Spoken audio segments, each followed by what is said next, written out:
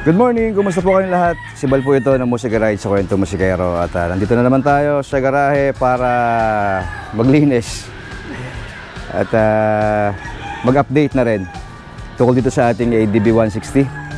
Ito, kapit tayo.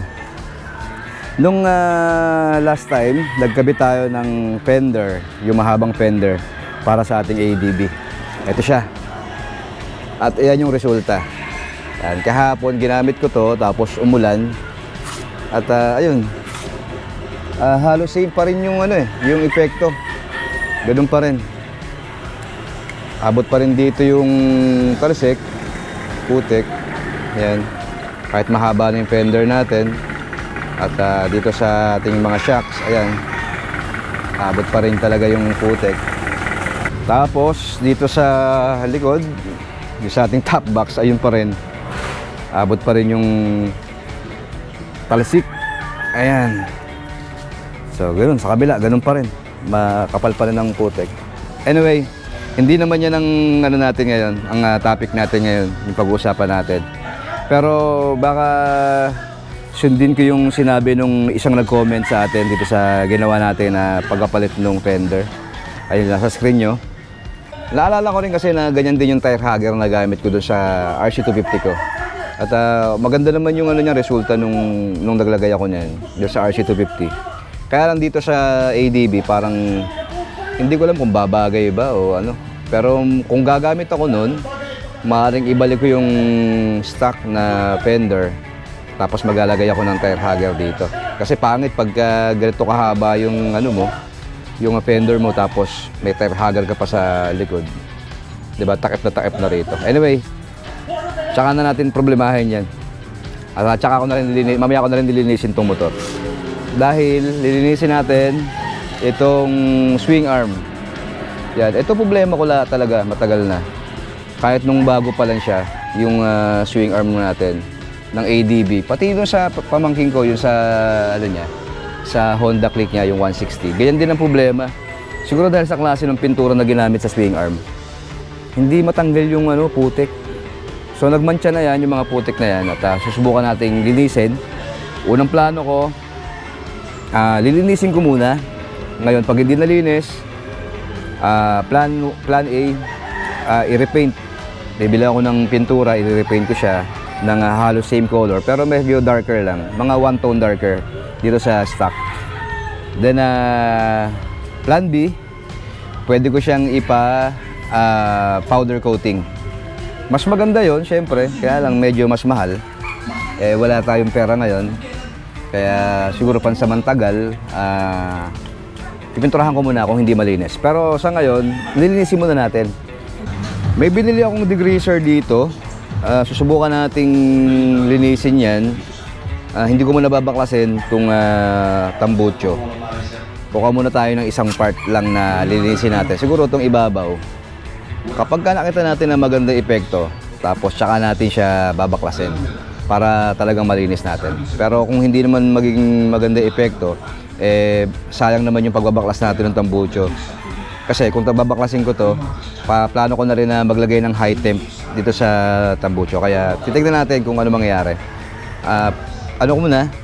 Basahin ko muna to para matanggal yung maraming mga putik. Then apply natin nung ating degreaser. Tara, okay, linisin muna natin, tanggalin muna natin yung mga makakapal na putik.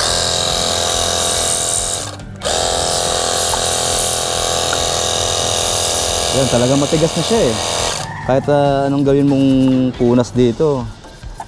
At kahit sabunin mo ng sabunin, hindi talaga natatanggal yung mancha doon sa pintura. Napabayaan ko lang to ng mga ilang araw dahil nung nagbagyo, hindi ko nabalikan yung motor sa garahe. Na marumi siya, hindi ako nakapaglinis bago ko ginarahe. Dahil hindi nga tayo makalabas ng bahay, so ayan.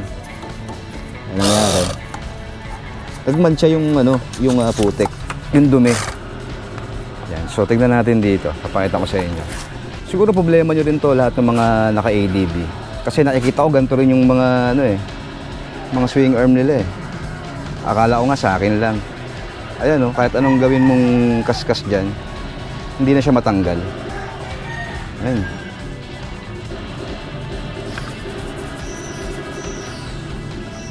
Yan, hindi na matanggal talaga.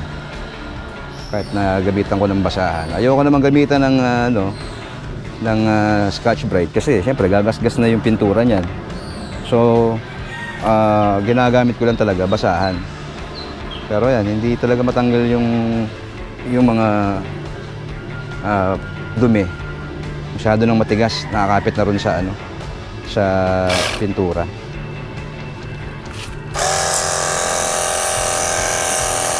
So, yung part lang na yan muna ang lilinisin natin ng degreaser.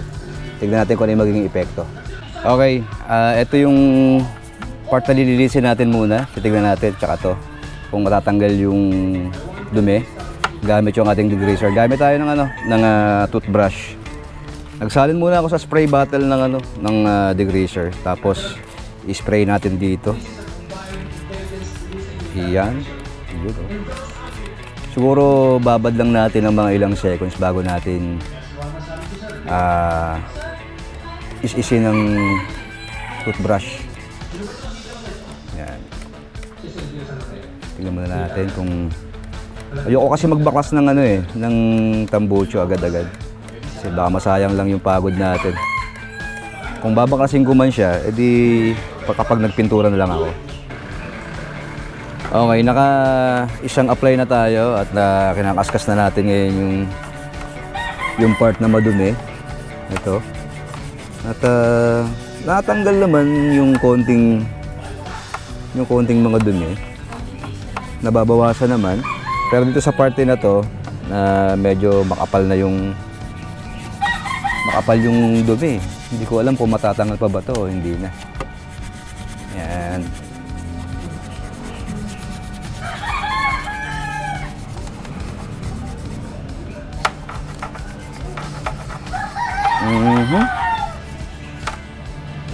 Ayan, medyo natanggal naman yung ibang dumi na naakapit. Babad pa natin ng konti, baka sakaling matanggal pa natin yung iba. Kasi mga ilang months na rin to. Siyempre, yung build up niyan, medyo kumapit na yung dumi talaga dyan. Kaya hintayin muna nating bumabad ng konti. Yan. Okay, after ilang mga seconds, lang natin, kaskasin natin ulit. Tignan natin kung okay ba yung epekto. Okay. Nabawasan naman. Pero hindi totally nawala.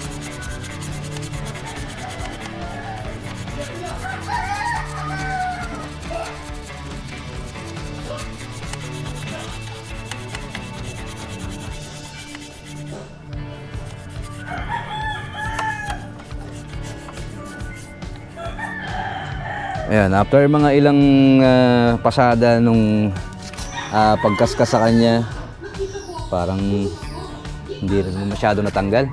Okay, spray natin ng tubig. Tingnan natin kung may nabawas ba tayo. Ay, nako. Wala rin. Same pa rin. Andun pa rin yung mancha. Talagang hindi na siya matanggal. Yan, parang nakakapit na talaga dun sa pintura.